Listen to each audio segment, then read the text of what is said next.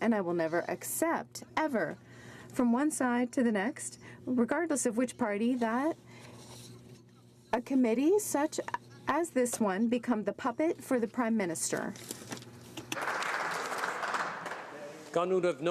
When we come back after question period, the honourable member will have 7 minutes and 15 seconds for questions. We are now moving on to member statements. Le député de Shefford. The honourable member for Shefford. Thank you, Mr. Speaker. March 29th will mark 1 year since the tragic death of the late Honourable Jean Lapierre. I'd like to pay tribute to this former member and minister who sat in the House for many years. Everyone knows he was a distinguished member representing the people of my riding of Shefford from 1979 to 1992. And he was also elected in the riding of Outremont. Many are also aware how attached he was to his native Magdalen Islands as well. Jean loved life and left his family and friends lasting memories of great times together. His generosity, his love for his family, his political savvy and determination will remain for all of us here a wonderful source of inspiration. Thank you, Mr. Speaker. Member for Caribou Prince George. Mr. Speaker and colleagues, it is with great honour that I rise today to speak about two great hockey teams in my riding. The WHL Prince George Cougars have done it. For the first time in franchise history, the Cougars have clinched the BC Division title and start their playoff run tonight against the Portland Winterhawks. And my former team that I coached, managed, and won a provincial title with, and couldn't be prouder to be an alumni of, the Caribou Cougars of the BC Major Midget League, start their Game 1 of their championship series tonight in Prince George against the Vancouver Canadians. The Caribou Cougars are also the hosts of the 2017 TELUS National Cup, Canada's National Midget Ice Hockey Championship, taking place in Prince George starting April 24th through to the 30th. True to our region, Cougars hockey embodies the hardworking, never say no, can-do, pioneering spirit. To the teams, hard work beats talent. When talent fails to work hard, boys, this is your time. Get to work and get it done. Go Cougars, go! The honourable member for Glengarry Prescott Russell. Mr. Speaker, I rise to celebrate the life of former MP Denis Etier. Mr. Etier passed away last Thursday at the young age of 90. He was a member in the Trudeau government from 1972 to 1984. His brother Viateur brought post offices to the communities, and Denis brought federal wharves to our shoreline communities. He always fought for agriculture as a member of Parliament, and later as president of the Canadian Livestock Feed Board. He devoted his life to serving his constituents. He did this fairly and humbly. Denis, you gave me your red tie when I took office, and I will pass it on to my successor. I offer my most sincere condolences to his sons, Carl, Mark, and the whole family. We will miss you, Denis. Rest in peace. Columbia. I rise in the House today to recognize the importance of small businesses. Recently, Mayor Jerry Taft and I met with a group of dedicated small business owners in Invermere, BC, in my riding of Kootenay, Columbia. These hardworking people came together to provide input on how federal, provincial, and municipal governments can better support small businesses in Invermere and elsewhere. Their feedback and the feedback from other communities where I've hosted business forums is invaluable. According to Statistics Canada, there were 1.17 million businesses as of September 2015. 98% of these employed fewer than 100 employees, while over half employed fewer than 5 people. And 78% of the new jobs in Canada are created by small businesses. They are the lifeblood of their communities, and they are key to Canada's economic stability and its future. And today I would like to celebrate the hard work, ingenuity, and commitment of small businesses in Invermere throughout my riding and across Canada. Thank you, Mr. Speaker. The honourable member for Kelowna Lake Country. Mr. Speaker, I rise today to pay tribute to the late Vern Nielsen of Kelowna, British Columbia, who passed away peacefully surrounded by his family and friends on February 11th, 2017. As a business person, philanthropist, Vern was a kind and generous man. A longtime Rotarian, Vern was the sitting district governor of 50-60 and kept up his volunteer work with the club even while undergoing his cancer treatments. I'm particularly proud to honor Vern in this place, as Vern stood as a Liberal candidate for Kelowna Lake Country in both 2004 and 2006 Canadian general election. He was a mentor to me and contributed in many ways to my success in 2015. I ask all members in this place to join me in recognizing Vern Nielsen of Kelowna, British Columbia. Both his community and his country are better places because of his many contributions. Thank you, Mr. Speaker. The honourable member for Peace River Westlock. Thank you, Mr. Speaker. Mr. Speaker, increasingly I hear from people who feel that political correctness is out of control. In Canada, the right to be offended is still enshrined in law.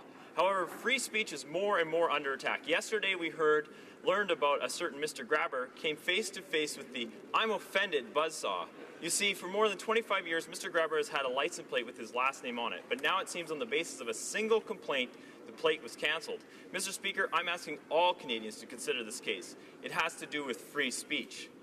I implore Canadians that if you hear or read something that's offensive, either ignore it or engage with it. Do not use authority structures to shut it down. Had the person who made this complaint simply asked Mr. Grabber, they would have discovered that the word on his plate was his last name. I ask all Canadians to consider the right to be offended.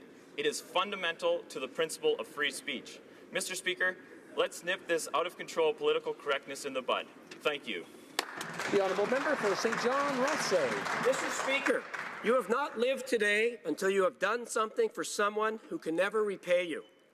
I was elected by the great people of St. John Rothsay to represent, advocate, and bring important priorities forward.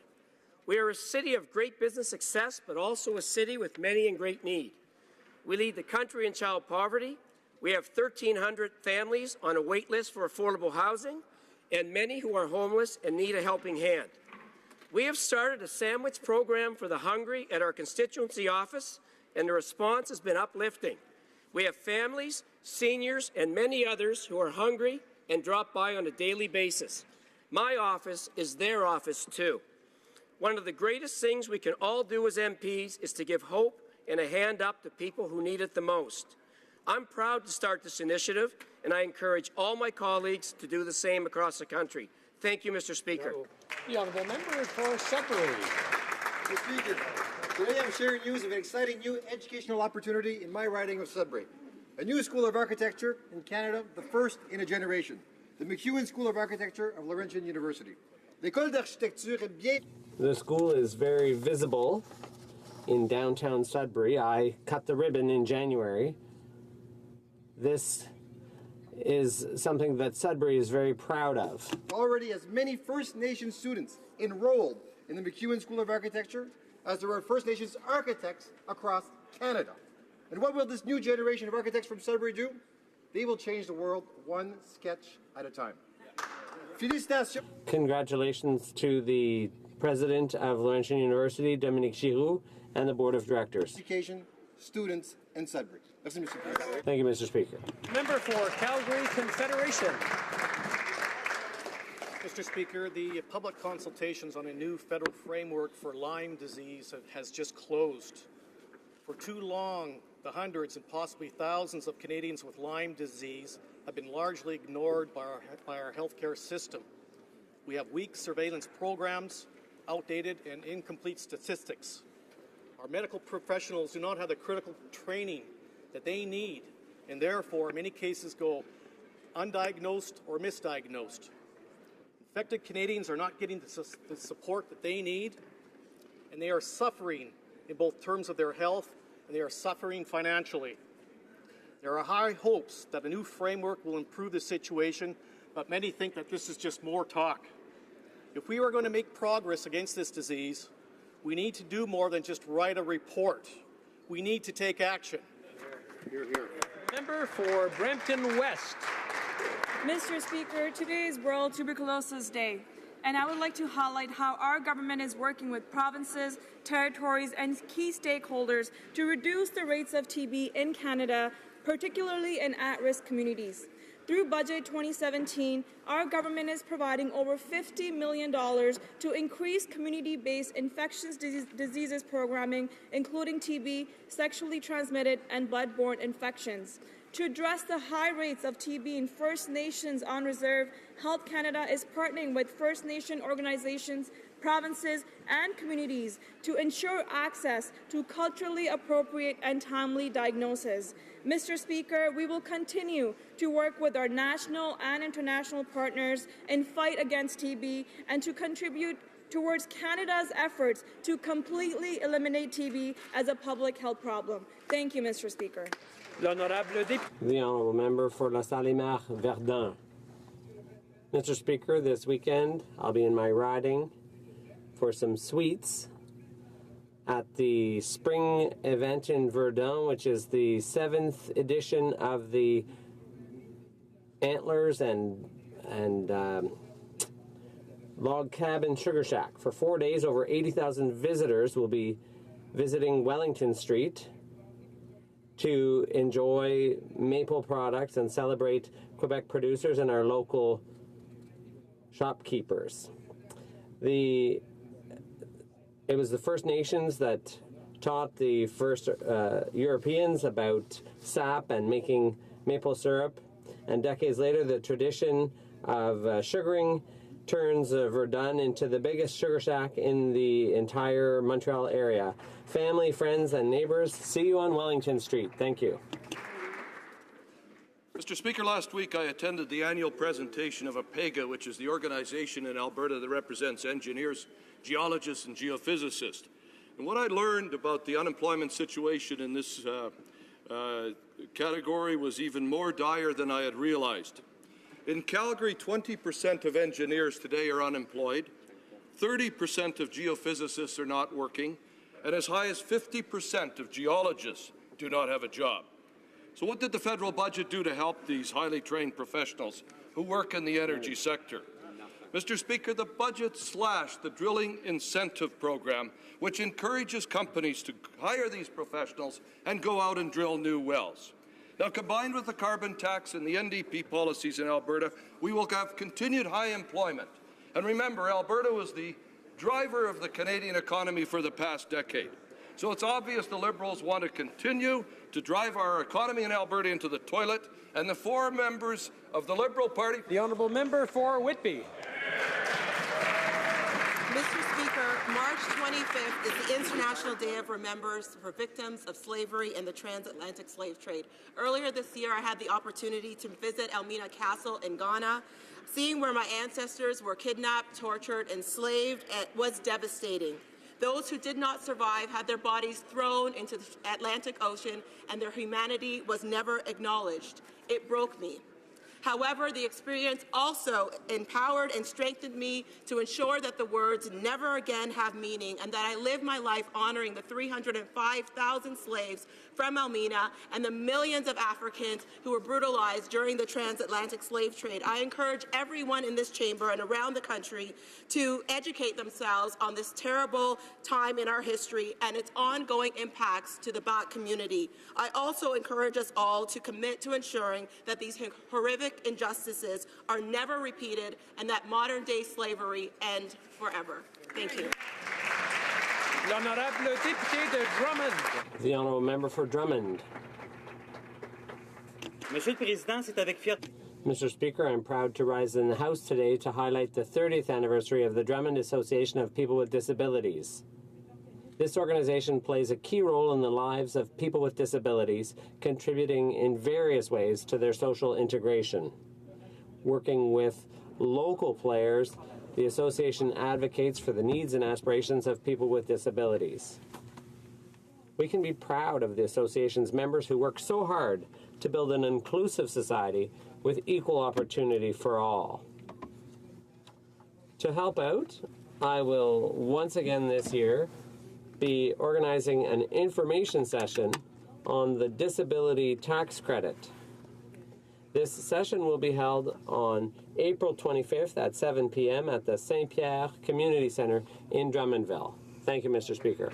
The Honourable Member for Mégantic-l'Érable. Thank you, Mr. Speaker. The Finance Minister may well have been wearing new shoes this week, but Budget 2017 has the same old Liberal stench.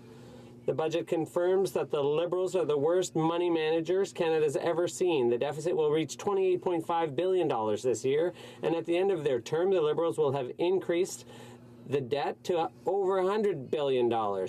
What was done to stimulate the economy? Where are the jobs? Where are the work sites that should put people back to work? Our expectations were low, but the results are still disappointing. All of Quebec is disappointed. The government knows full well that access to internet and cell service is a huge problem in our regions, and not enough was done in 2016. There's nothing in Budget 2017. Their inaction has caused a crisis in softwood. And what about farmers? Nothing in Budget 2017. The Prime Minister promised to do whatever it took to expedite the Lac-Mégantic bypass. But there's just tax hikes.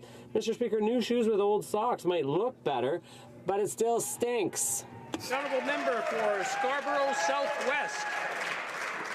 Mr. Speaker, on March 26, Bangladeshi Canadians across Canada will mark the 45th anniversary of the independence of Bangladesh. Canada was one of the first countries to diplomatically recognize Bangladesh in 1972, and we have enjoyed a bond of friendship that has only grown stronger over the years. Our two countries are not only linked by a strong trade relationship, but Canada is home to over 100,000 people of Bangladeshi heritage, many of whom, I'm proud to tell you, Mr. Speaker, live in my riding of Scarborough Southwest. From community work to business initiatives and more, the contributions of Bangladeshi Canadians play a significant role in making our communities great places to live, work, and raise a family. I invite all of my colleagues in this House in joining me to offer our best wishes to the Bangladeshi community on this important milestone, and look forward to many celebrations to come.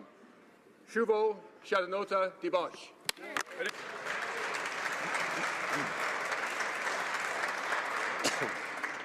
Oral questions, question orale. The Honourable Opposition House Leader.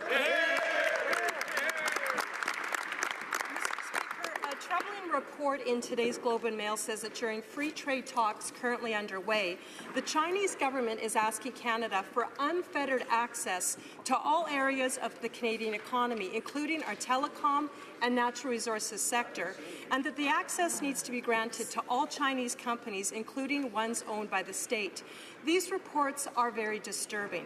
Can the Prime Minister tell us if these reports are accurate and how his government is planning to respond to these alleged and very worrisome demands from Beijing? The Honourable Parliamentary Secretary to the Minister of Foreign Affairs. Thank you, Mr. Speaker. Let me remind the member what John Baird said on February 27th. He said that the direction the government is going in terms of our relationship with China is good news for Western Canada. In this case, he's right. Already, our efforts have resulted in market access for Canada's $2 billion canola industry. We've shipped 39 shipments, totaling $850 million worth of canola. You know what? The member opposite should be celebrating this success instead of trying to block access for Canadian farmers. Well said. The Honourable Opposition House Leader. Mr. Speaker, that response is very troubling. The report in the Globe and Mail is a disturbing report, and the government needs to tell Canadians what their plan is. The report goes on to state that Beijing does not want Canada to use human rights or national security concerns as bargaining chips. Both of these should be at the top of Canada's list when having any discussions with China. So, again, I ask the Prime Minister, is the government aware of these conditions? What is the government's response to this very troubling report and to these demands? The Honourable Parliamentary Secretary. Thank you, Mr. Speaker. Canada is a Pacific nation, and we want to expand our trading relationships with the Asia-Pacific area, including China. As announced by the Prime Minister in September, we are in exploratory talks. This is essential to determining whether there is sufficient interest on the part of Canadians and whether this is to our benefit. Public consultation will be wide, it will be broad, it will be deep, and we will pursue a truly progressive trade agenda that puts the middle class at the center of our thoughts. Thank you. I just want to remind the honourable members that there was someone speaking and there was conversations going across the floor. I'm sure it wasn't done intentionally because both sides are getting along so well. So we'll go on to questions. The Honourable Opposition House Leader. Mr. Speaker, this week tensions in this House have risen there's been a very high level of animosity between the Liberals and the opposition, and it's growing. And it's all because the Prime Minister and the House Leader have insisted on ramming through changes to how the rules of this House so that the Prime Minister has to be and can be less accountable. They really have messed up this file drastically. But you know what, Mr. Speaker?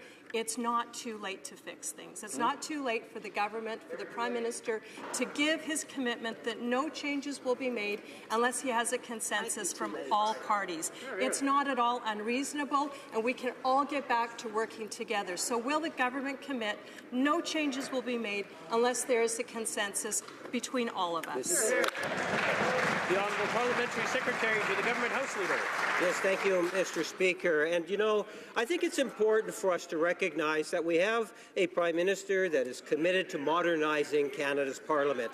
I've been a parliamentarian for over 20 years, Mr. Speaker. Many of those years, in fact, over 20 of them were in opposition. I understand the importance of modernization. This is actually a good thing for Canada, Mr. Speaker. I would invite all members to be a part of that discussion.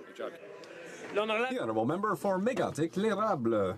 Mr. Speaker, yesterday the Government House Leader, in answer to a question from the Leader of the Opposition, said that our Prime Minister will be more accountable, not less accountable. Well, Mr. Speaker, I can confirm this. The Prime Minister and his aversion for people who don't think like him is responsible for the terrible week that we've all had here.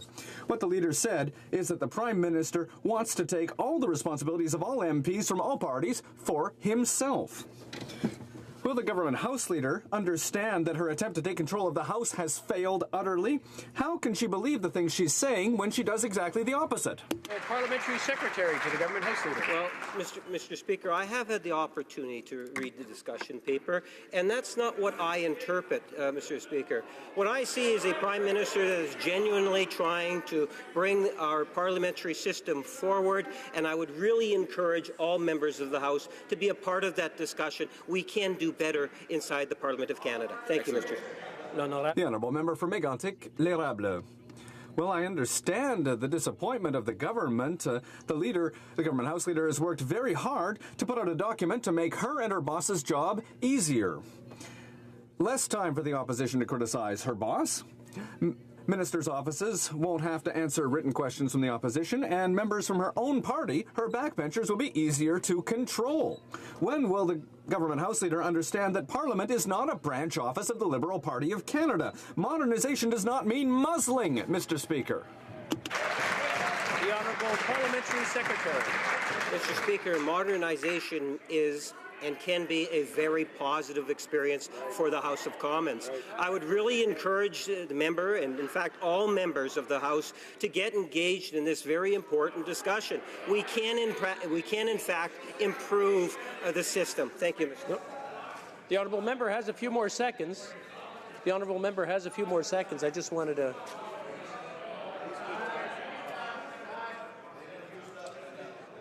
Well, we'll hold them for him. The Honourable Member had about 20 seconds left if he wants to continue. I was having a hard time hearing him, so I thought I'd stop things a bit.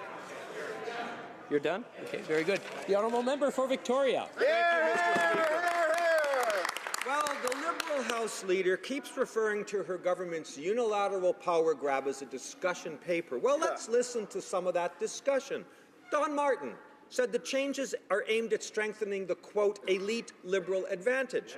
John Iveson's response is entitled, quote, Liberals' latest attempted power grab in the Commons sure to fail again. And Chantal Hébert said, quote, a majority government has already quite a lot of power without abusing it by changing the rules. So, Mr. Speaker, I've got one simple question. How do they think this is going over? The Honourable Parliamentary Secretary. Thank you, Mr. Speaker. I do believe that the Government House Leader has brought forward a discussion paper that is worthy of a good talk, whether it's inside this chamber, whether it's at the committee level, but most importantly, it's important that we engage Canadians and the experts, because it is, in fact, time that we do modernize the Parliament, and I believe that the Government House Leader is on the right track in advancing that very important issue. The Honourable Member for Hochelaga. Well, we can't have a discussion, Mr. Speaker, when one party imposes its ideas. The changes to the rules that govern how our democracy works should never be made by one party alone, no matter which party. If she really wants to make Parliament more effective, the government House leader should commit to working with all the other parties. Even Jean Chrétien sought unanimity to modify the standing orders when he was Prime Minister. So, will the Liberal government commit here and now to not changing the rules unilaterally, yes or no? The Honourable Parliamentary Secretary. Yes, thank you, Mr. Speaker. I think that members need to realize what we have is a government House leader that has provided a discussion paper, which is a continuation of a great deal of debate that has been taking place for well over a year now in many different forms, Mr. Speaker, including using the PROC committee. So at the end of the day, what I am hopeful, and I am an optimistic person, Mr. Speaker, that we will in fact see a more modern Parliament system if in fact we get a higher sense of commitment coming from all sides of the House. The Honourable Member for Hochelaga.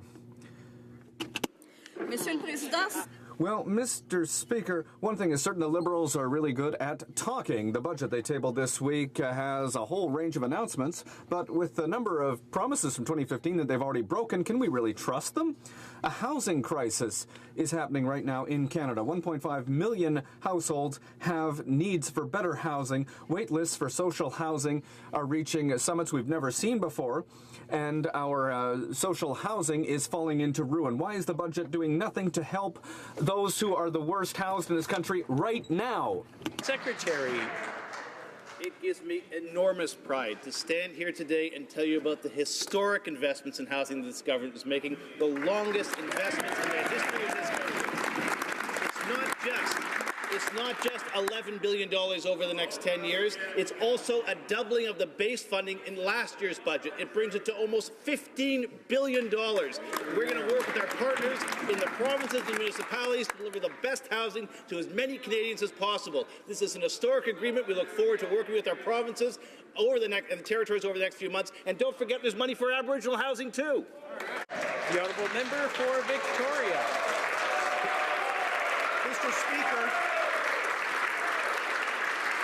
Mr. Speaker, yesterday the Environment Minister responded to the $1.2 billion in cuts to programs fighting climate change by saying, quote, the numbers are in there. Well, they sure are, Mr. Speaker. Page 150, 2017-18, cut $750 million.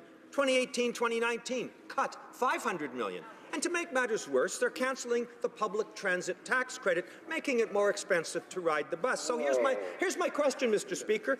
If it's not the middle class and those working so hard to join it, who do they think takes public transit? The Honourable Minister of the Environment. Thank you, Mr. Speaker. I'd like to thank the member opposite because it gives me an opportunity to talk about the extraordinary green budget that we have that's going to implement the Pan-Canadian Plan on Climate Change. $2.9 billion to address climate change and air pollution, $2.2 billion invested in clean tech, $364 million Parks Canada, $73.5 million for a new Canadian Centre for Climate Services. But with respect to the money that he's talking about, and we have met a number of times, it is the same amount of money, $2 billion Low Carbon Economy Fund, but we're responding to provinces that need additional time to flow the money. Money will... The Honourable Member for Lanark, Frontenac, Kingston. Mr. Speaker, throughout this week we've told the Liberals there can be no discussion on changing the standing orders without first an agreement on the need for consensus. Today I want to point you in the direction of the 1985 report of the McGrath Committee. This was yet another special standing orders committee that worked entirely by unanimous consensus. And Mr. Speaker, this sort of thing works throughout Parliament. I myself chaired the subcommittee on human rights for 8 years, and we always worked on the basis of consensus. There are so many examples throughout this place of working by unanimous consensus. Why, when we come to the most important thing of all, our standing orders, does the government not want to do that? Does it not want to work by unanimous consensus? The Honourable Parliamentary Secretary to the Government House Leader. Yes, thank you, Mr. Speaker. I appreciate the questions. In fact, I appreciate all questions related to standing orders because it is something in which I feel very passionate about. Having said that, I think that we have a wonderful opportunity before before us. We have a discussion paper that has been put forward and advanced by the government House Leader, and I would challenge all members to get engaged with that discussion. In fact, Mr. Speaker, I would suggest to you that there are many individuals, stakeholders, and others that also have some thoughts in terms of how it is that we can modernize Canada's Parliament. I see that as a positive thing, and I would invite all members to get engaged. The honourable member for Beauport-Côte-de-Beaupré, Île-d'Orléans, Charlevoix. Mr. Speaker, the government House Leader keeps telling us that changes to the standing orders of the House will help MPs have a better work-life balance. But the real reason Liberals want to make these changes is that the Prime Minister only wants to be here one day a week, so for 1 long hour a week. He's been here since 2008, so how can the Prime Minister explain to taxpayers who work 5 days a week that his full-time job should become a part-time job with no cut in pay? Parliamentary Secretary. Mr. Speaker, I welcome the question. Let's talk about the discussion. I can assure members, and as I'm sure everyone can sympathize, I work 7 days a week. Some of those days are in Winnipeg, some of those days are in Ottawa. So here's an example, Mr. Speaker. We only work a few hours on a Friday. If we can readjust those hours so that I can be attending events on a Friday evening where my constituents would love to see me, I'm open to that. The bottom line is, Mr. Speaker, I would like to see, and for most Canadians, they actually work before 10 o'clock. Why not start at 9 o'clock in the morning? At least let's have that discussion, Mr. Speaker. That's what the government House Leader is asking us to do. Before I go to the next question, I realize the Parliamentary Secretary to the government House Leader is getting up quite often, and I can't get over how much help the opposition is trying to coach him with. But I don't think it's necessary, so if you can keep your comments down, that would be very helpful. The honourable member for Calgary, Nose Hill. Thank you, Mr. Speaker. Well, the Parliamentary Secretary is talking about Canadians working. So my understanding is that Canadians pay taxes for goods and services that they expect to work all the time. For example, Canadians wouldn't pay for a sewer service that only allowed them to flush the toilet once per week. So in the same vein, does the Prime Minister think that Canadians will continue to pay for his service if he rams through his undemocratic changes to Parliament and only shows up for work once a week? Once a week.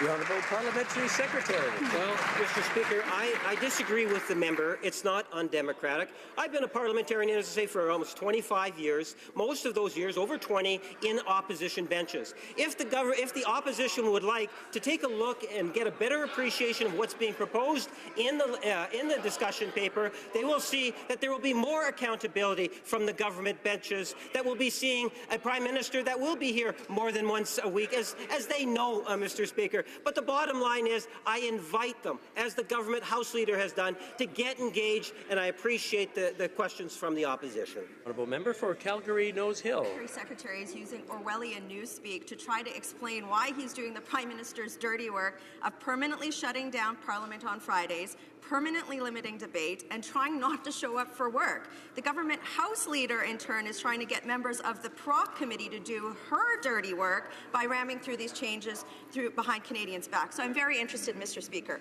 Will the member from Brampton North vote down this ridiculous proposal and stand up for her constituents right now? Or will she vote to allow the government to muzzle her and them? The Honourable Parliamentary Secretary to the government House Leader. You know, Mr. Speaker, I look at this as a positive discussion.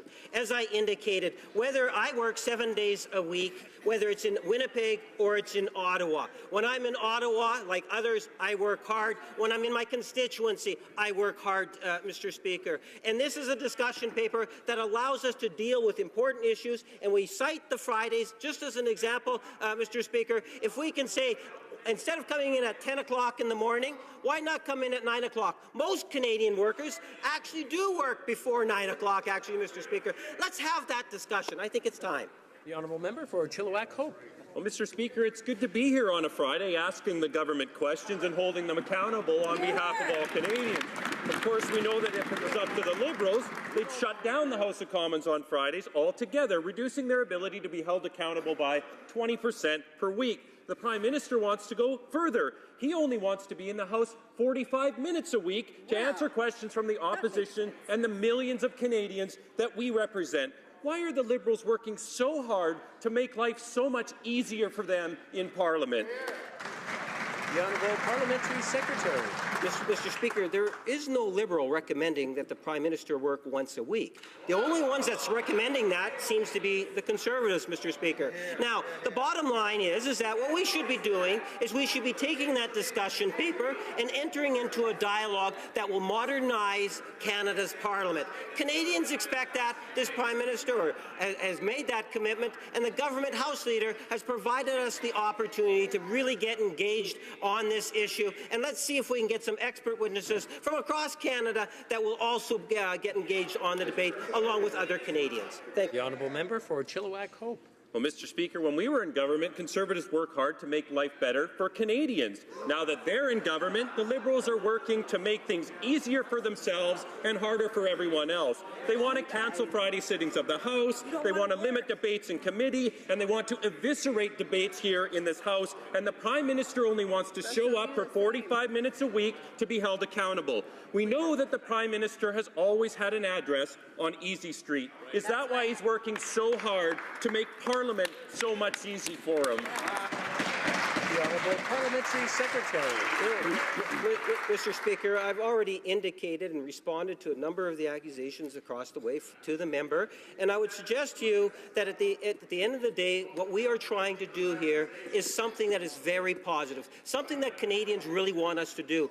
We recognize that there's a need for us to modernize the Parliament, and I challenge all members of this House, and even to go beyond that. I would like to see individuals from our constituencies come forward with the ideas. I say I'm very passionate on standing orders because I see the value, whether it's in standing committees, whether it's in the House of Commons. We can make a difference. The time is now. The Honourable Member for Drummond. Mr. Speaker, let me paint you a picture. The Prime Minister, to snuff out the ethics scandal around his travel to the Aga Khan's private island, decides to tour across Canada to improve his image. But he goes to Ontario and he forgets Franco-Ontarians. And then he goes to Quebec and he forgets that there's English speakers in the eastern townships. He completely insulted official languages minority communities by ignoring them this way, and that's why he received a reprimand from the Official Languages Commissioner yesterday. Does this government accept that the Prime Minister broke the Official Languages Act? Yes or no? Parliamentary Secretary to the Minister of Heritage. Thank you, Mr. Speaker. Our two official languages are at the heart of our history and who we are. And the short answer to the question from my colleague is absolutely not. As we wait for our first plan, which will be tabled this year, Budget 2017 includes investments which show and prove our interest in the official languages, in infrastructure for our official languages minority communities, and to support access to justice in both official languages. Official languages are so important to our government. Member for Elmwood Transcona. Well, Mr. Speaker, it's baffling that someone who can blow $1,700 on food for a 3-hour flight can't find help to understand the law. As a result, the Prime Minister is under 2 different investigations by the Ethics Commissioner and has violated the Official Languages Act. Let's quote the Prime Minister. When you make a mistake, you admit it. You make amends. You ask for forgiveness, and you make sure it never happens again. So, will he admit his mistake, make amends, ask for forgiveness, and make sure it never happens again? The Honourable Parliamentary Secretary to the Government House Leader. Thank you, Mr. Speaker. One of the first things we did after taking office was to ask the Clerk of the Privy Council to develop guidelines surrounding the reimbursement of travel by sitting Prime Ministers, their families, and guests. Prior to our government taking office, there was no such policy that existed, Mr. Speaker. As per long-standing government policy and for the security reasons, the Prime Minister must travel on government aircraft. We all know that, Mr. Speaker, whether he is on official or personal business. The Honourable Member for Louis Saint Laurent. Thank you, Mr. Speaker. Mr. Speaker, Canadian press confirms this morning that the Liberal government is strengthening its relations with communist China. Canadian taxpayers' money will be used in an infrastructure bank in China. $256 million paid by Canadian taxpayers are going out of the country. Is that how they're helping the middle class? The Honourable Minister. Mr. Speaker, our government is making a major contribution to development aid and humanitarian aid, $5 billion a year. And yes, we will now contribute to the investment bank in Asia. This is a bank that will work on development projects, infrastructure projects that will benefit the poorest and most vulnerable communities in that region. The Honourable Member for Louis Saint Laurent. Mr. Speaker, that's not very reassuring, because remember that the Liberal government has a particular fascination with China. We remember the shameful things said by the Prime Minister, said that he admired the basic dictatorship in China. And also remember that the Liberal leader, after denying it, finally confirmed that he had meetings and talked about state affairs and Liberal fundraising with Chinese investors. What is the interest of the middle class in this investment? The Honourable Minister of International Development. Mr. Speaker, our government is proud to contribute in a major way to development aid and humanitarian aid around the world. My mandate is to center aid on the poorest and most vulnerable in this world, and we are very happy to invest in this sector in Asia. This investment bank targets development projects, infrastructure projects that, in energy, for example, projects that will improve the quality of life for some of the most vulnerable and poorest people in the world. Through Nipissing Pembroke. Mr. Speaker, the Liberals claim that the $8.48 billion cut in this year's defence budget relates to the fixed-wing search and rescue and upgrades to the light armoured vehicles. But according to defence analyst David Perry, these two projects at most could account for $2.84 billion. Perry also says that finance officials cannot account for the $5.6 billion shortfall. Odd. So what other equipment does the Prime Minister plan on taking away? The Honourable Minister for National Defence.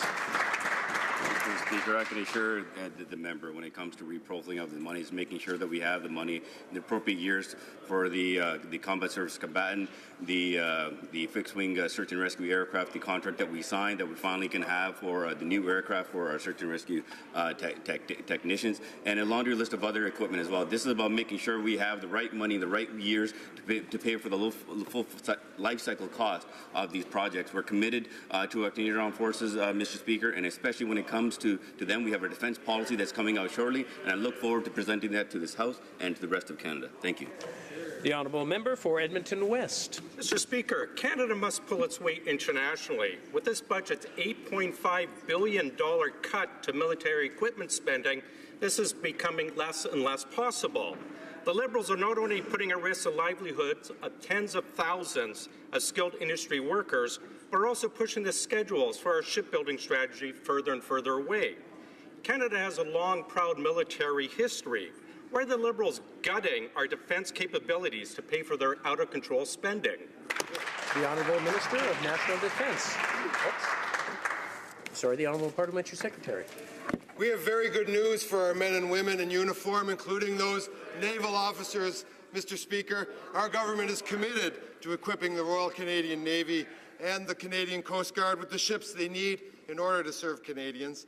The strategy is a long-term commitment. It will bring economic benefits to both coasts of our country, and indeed, suppliers across this country. It will reinvigorate our marine industry, support Canadian innovation, and result in middle-class jobs for Canadians across the country, Mr. Speaker. The Honourable Member for Salaberry-sur-Roi. The Liberals wrote several times in the budget that they're going to give access to a digital economy to the youngest and the most disadvantaged, which is great. However, there's no mention about new investments to give rural municipalities high-speed internet service. In my riding, Hemingford, St. Anisette, Havelock, and Huntington are still waiting for their youth, their entrepreneurs, and their professionals to be able to connect without being disconnected by wind or rain? When will the Liberals make sure that there is fair access to internet in rural areas? Secretary to the Minister of Innovation, Science and Economic Development. Thank you, Mr. Speaker. I would like to thank my honourable colleague for the question. In a digital world, access to broadband service is essential for everyday activities, for work, and to remain competitive. For the residents of rural areas and those in the north, high-speed internet has enormous economic potential. We have already announced, Mr. Speaker, that this year the Get Connected to Innovate will invest $500 million by 2021, which will allow 300 rural communities to obtain broadband internet access. Thank you. Thank you very much, Mr. Speaker. With this budget, the Liberals have yet again failed to deliver on their most crucial promise made to veterans during the election campaign: lifelong financial security for those who have served Canada and are now ill and injured. Instead, the Liberals, in their second budget, are still offering no clear commitments and no timeline. Those who have served to protect Canadians and our values deserve so much better. When will the minister finally take action to ensure that veterans have the lifelong pensions they so rightly deserve? The Honourable Minister of Veterans Affairs. Mr. Speaker, Budget 2017 focuses on the overall well-being of veterans and their families by investing in mental health, supports, education opportunities, and career transition services. I can say we remain committed to a pension for life option, and this too will better serve veterans and their families. This builds on the momentum we saw in Budget 2016 when we delivered $5.6 billion in new financial security for veterans, bettering our earning loss benefit as well as our disability award. To that end, 67,000 veterans will be receiving more money in their pockets very, very soon and bettering outcomes for their families. The Honourable Member for St. John Rothsay. Mr. Speaker, our government was elected on a strong commitment to re-engage the federal government in affordable housing. Last year, we made significant investments in affordable housing, and this week, Budget 2017 announced the National Housing Strategy, which received praise nationally and from many stakeholders in St. John Rothsay, my riding. Can the Parliamentary Secretary of the Minister of Children, Families and Social Development inform the House on the benefits of this strategy for Canadians? Thank you, Mr. Speaker. The Parliamentary Secretary to the Minister of Families, Children and Social Development. St. John Rothsay for his question and for his tireless advocacy on reducing poverty in this country. And it gives me great pleasure to be talking about housing instead of just the House. Our government has made extraordinary investments in housing with this budget, $11 billion over the next 10 years, which builds on the $4 billion base that's there. Additionally, we have doubled a 100% increase on the money focused on dealing with homelessness right across this country. We know that a national housing strategy is long overdue. We know we can deliver it with this budget. We are proud to deliver affordable housing to Canadians, housing that's affordable to Canadians, and I'm very happy to say this budget. The Honourable Member for Sarnia-Lambton. Mr. Speaker, the Liberals have made a big show of adding gender considerations to the budget. But after forming a special committee to look at pay equity, there are 4 pages of rhetoric in the budget and $0 for it. The amount of money put towards addressing violence against women is 4 times less than was recommended. If the Prime Minister really wants to be seen as a feminist, he needs to put his money where his mouth is. Will the to addressing violence against women? The Honourable Parliamentary Secretary to the Minister of Status of Women. Well, thank you, Mr. Speaker. I want to thank the Honourable Member for the question. In Budget 2017, our government has made gender equality a priority. We are the first government to provide a comprehensive gender statement, an entire chapter of the budget, Mr. Speaker, and measures in the budget that will help advance gender equality. $100 million for a gender-based violence strategy. $7 billion for childcare, $11 billion for housing, better parental and care benefits. Mr. Speaker, I think the Honourable Member will agree Budget Day was a very good day for women's equality in this country. Thank you, Mr. Speaker. Member for Calgary, Signal Hill. Mr. Speaker, when it comes to this budget in Alberta, we give on one hand and we take away more on the other.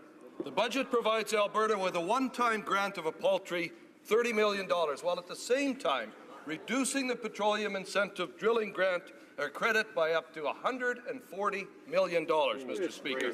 It's obvious the Finance Minister was bullied by the Minister of Environment, the Prime Minister, who both want to phase out the oil sands, phase out fossil fuels. So when is the Minister of Natural Resources going to start to stand up for Albertans and the energy industry? The Honourable Minister of the Environment. Thank you, Mr. Speaker. Our government understands that the environment and the economy go hand in hand. The Honourable Member for Calgary Signal Hill asked a question, and I'm sure he wants to hear the answer, so I'd just like to remind everyone to keep it down. The Honourable Minister of the Environment. Thank you, Mr. Speaker. Our government understands that the environment and the economy go hand in hand. I work extraordinarily closely with the Minister of Natural Resources. As the Prime Minister said very recently, you wouldn't get a serious climate plan without pipelines. You wouldn't get pipelines without a serious climate plan. We have committed to take action to protect our environment. We committed at the G20 with other countries to reduce fossil fuel subsidies. We are doing that, and we are also moving forward with pipelines. We understand the need to get our resources to market, and we understand the need to protect.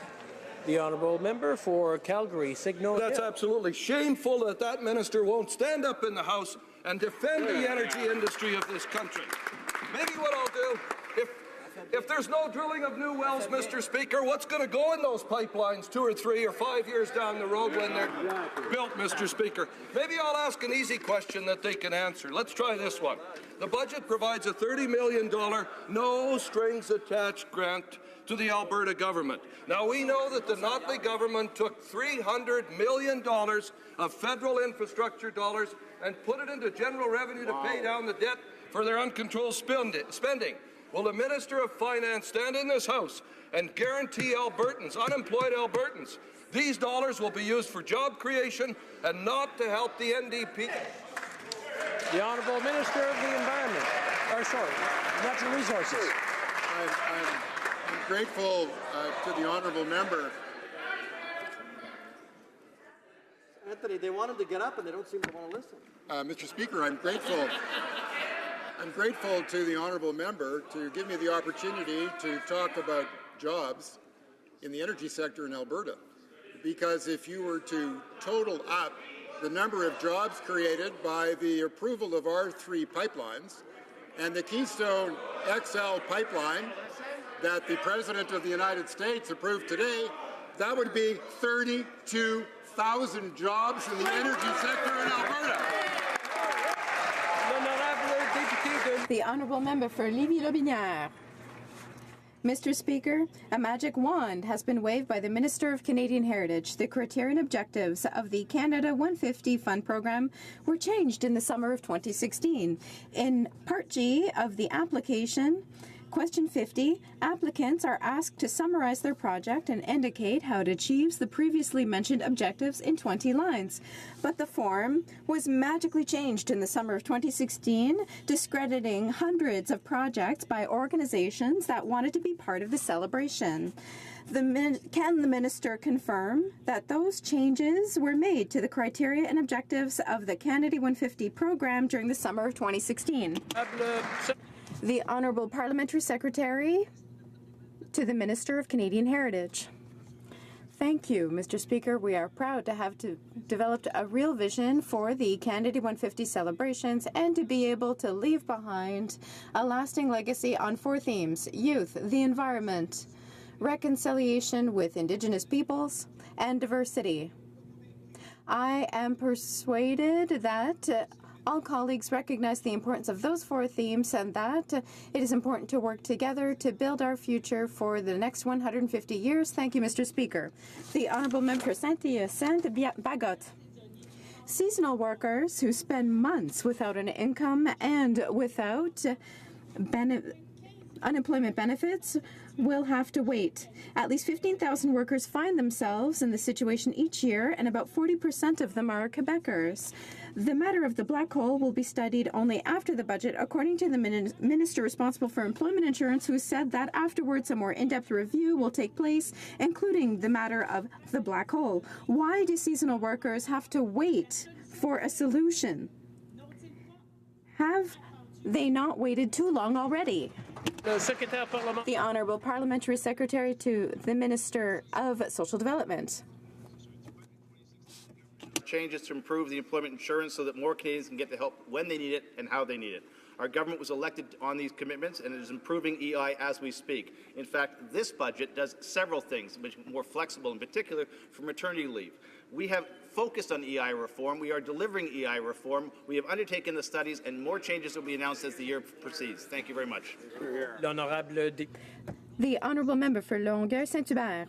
Mr. Speaker, we have an emergency. Our cultural entrepreneurs, like DP, are going bankrupt. The industry, content creators, were hoping for so much more from this budget, but they had even less luck than the taxi industry. The ecosystem that the Minister is responsible for is unanimously asking for foreign online cultural platforms to be subject to the same rules as everybody else, and that we make sure that these businesses don't get preferential treatment to the detriment of our entrepreneurs who are paying their fair share. Even the Government of Quebec is asking for this to save our cultural industries. Do I have to ask this question directly of the Minister of Finance? Because with the Minister of Heritage, it's not moving forward. The Honourable Parliamentary Secretary to the Minister of Canadian Heritage. Thank you, Mr. Speaker. As the member knows full well, we have held consultations all throughout Canada on this very subject.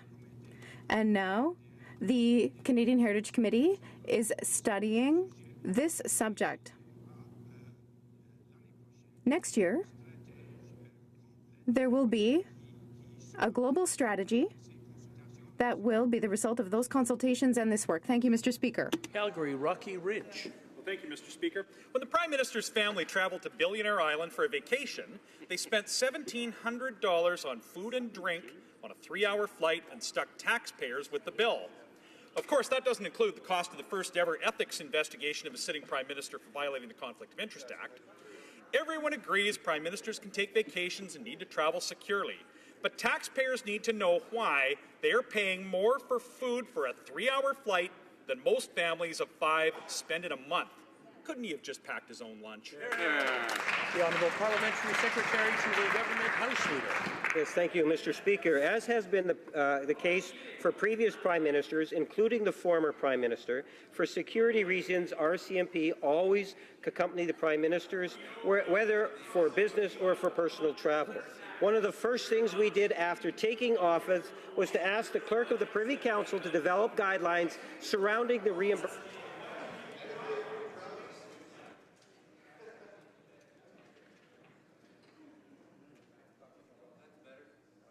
Okay, the Parliamentary Secretary can proceed, please. Yes, thank you, Mr. Speaker. It's important to note that one of the first things we did after taking office was to ask the Clerk of the Privy Council to develop guidelines surrounding the reimbursement of travel by sitting Prime Ministers, their families and guests. Prior to our government taking office, no such policy even existed. The Honourable Member for Barrie Innisfil.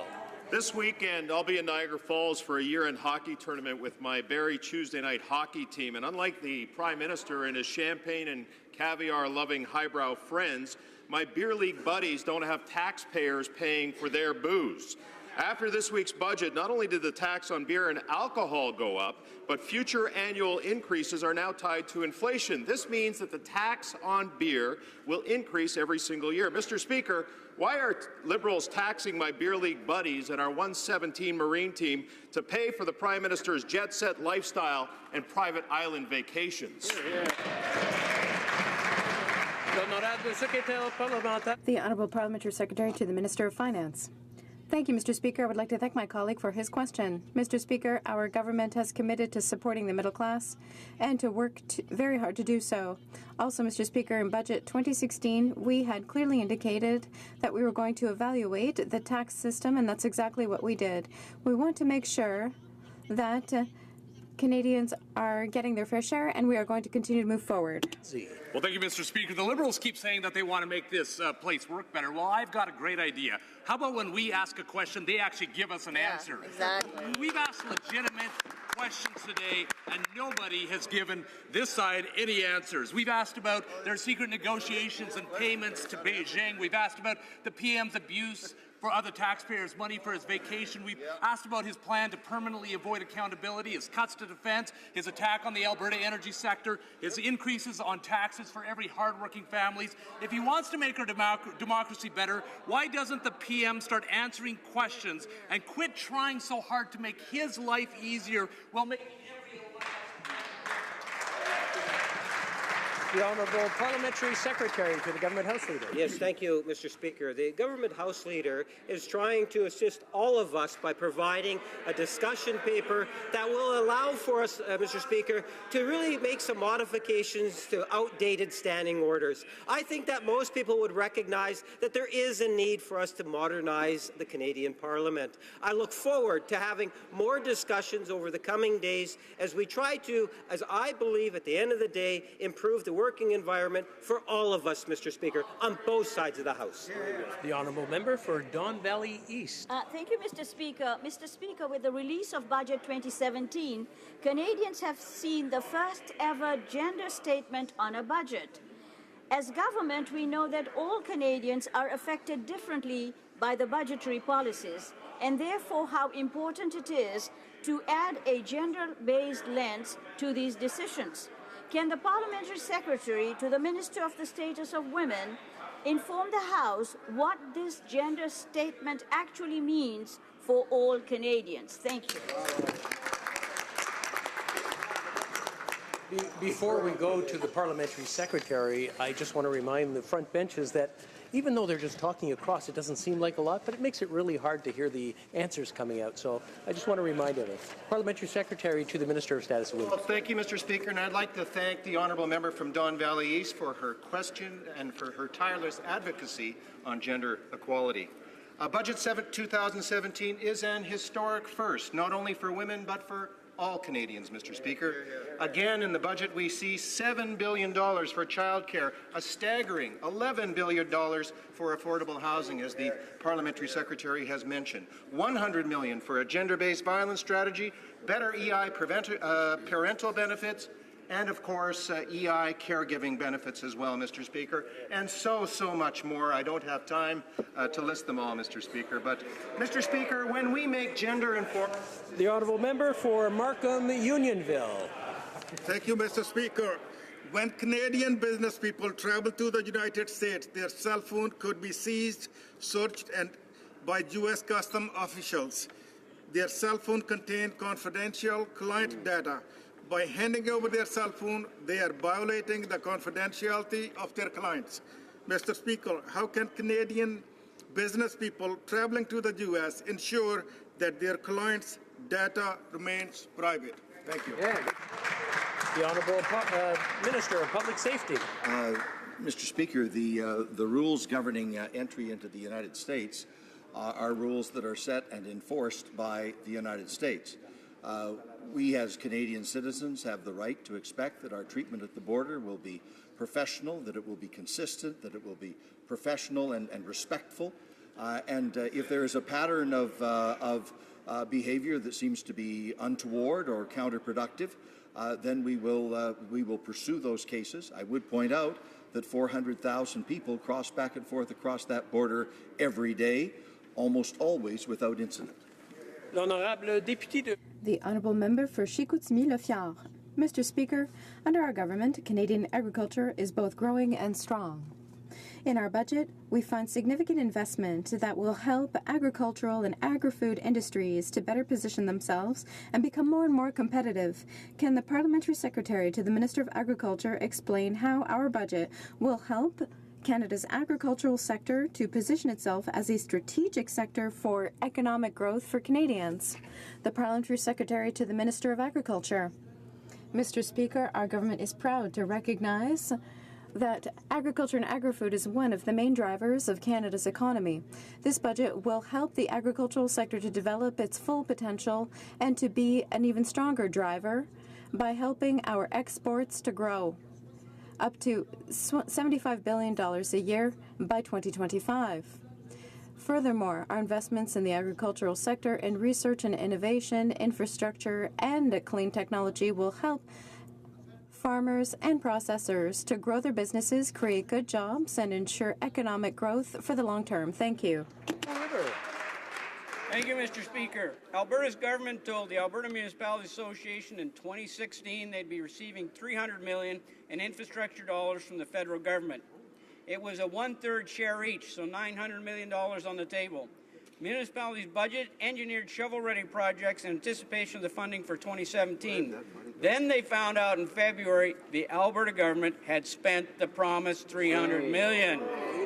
So, stale-dated project, engineering projects, municipal money wasted. Will the Liberals commit that next time they flow funding for infrastructure for municipalities, the amount flows directly to the municipalities? The Honourable Parliamentary Secretary to the Minister of Infrastructure. Working with our provincial and municipal partners in Alberta, we're improving transit, roads, bridges, and water systems for all Albertans. We've approved 127 projects with over $1.36 billion in federal funding for total project costs of $4.2 billion in combined funding. Since taking office, 70% of these projects are underway, Mr. Speaker. These projects include the Yellowhead Highway extension, the Southwest Calgary Ring Road, planning and design funding for the next phase of Calgary Green Line. There's much more, Mr. Speaker. I could go on about it. But let me be clear. This government is delivering for Albertans. It will continue to deliver for Albertans, and we're very proud of this budget. We'll continue to. The Honourable Member for Repentigny. When it comes to training, Quebec has set up the best system on the continent, Mr. Speaker. Unfortunately, Ottawa just won't stop tripping us up. And the Minister of Finance has confirmed that his last budget is going to reopen all labour market agreements. Even worse, he wants to use discussions on pensions and health as a template, and we know that we were just shaken down. Will the Minister change his approach and confirm once and for all that he will fully respect Quebec's jurisdiction and uphold labour market agreements with Quebec? The Honourable Parliamentary Secretary to the Employment and Workforce. Speaker, you know, the reality is that, yes, we enter into agreements with the province of Quebec, as we do with all provinces, and there's an amount agreed upon. What we understand from Quebec, for example, they stand alone with their student loan program.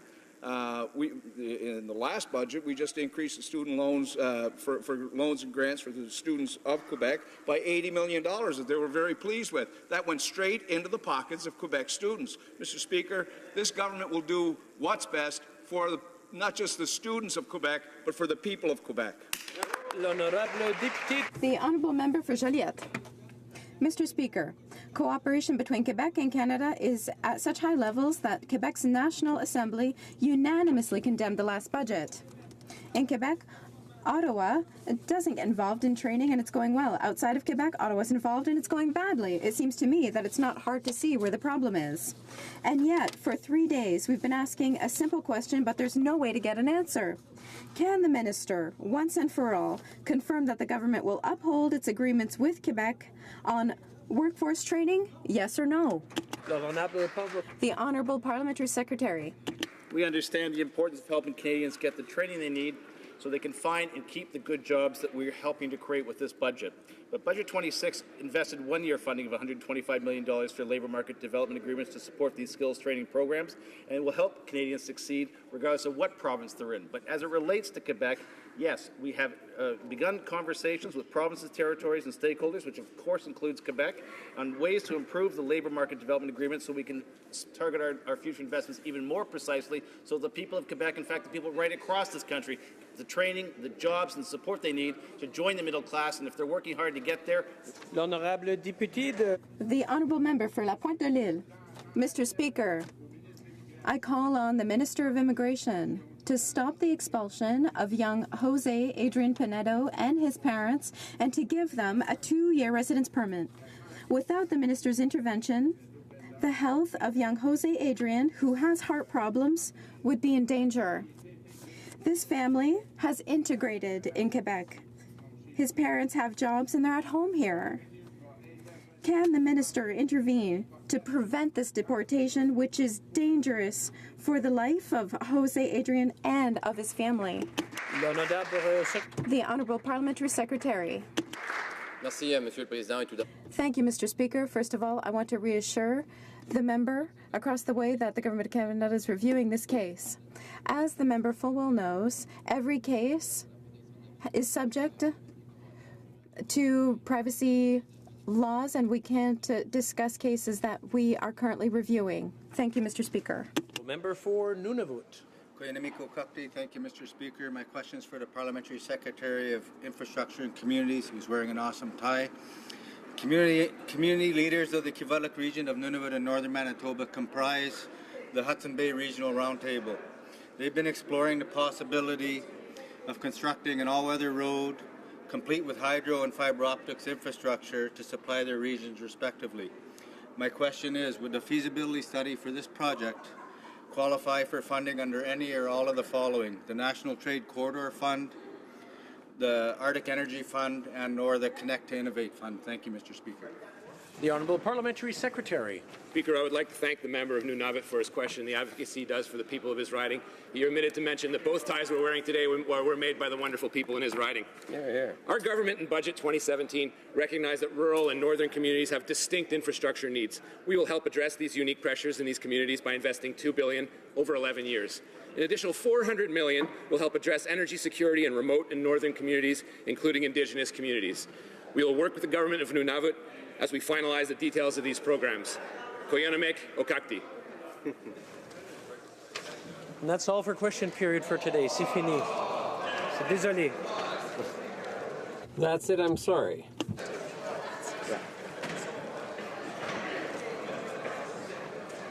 Tabling of documents pursuant to Section 15.3 of the Conflict of Interest Code for members of the House of Commons. It is my duty to lay upon the table the list of all sponsored travel by members for the year 2016 with a supplement as provided by the Conflict of Interest and Ethics Commissioner.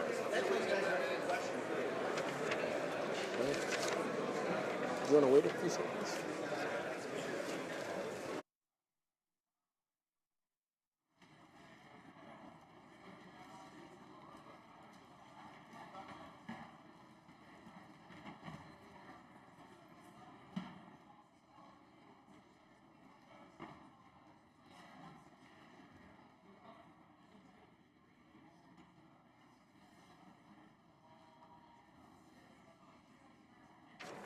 Okay, the Honourable Parliamentary Secretary to the Government House Leader. Thank you, Mr. Speaker. Pursuant to Standing Order 36(8), I have the honour to table in both official languages the government's response to 6 petitions.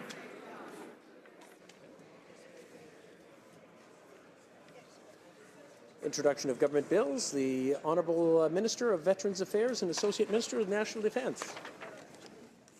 Okay. Introduction and first reading of government bill. Mr. Hare, seconded by Ms. Duncan, moves for leave to introduce a bill entitled An Act to Amend the Canadian Forces Members and Veterans Re-establishment and Compensation Act, the Pension Act, and the Department of Veterans Affairs Act, and make consequential amendments to other acts. Cette motion est réputée adoptée. The motion is deemed adopted. Mr. Hare, seconded by Ms. Duncan of Etobicoke North, moves that the bill be now read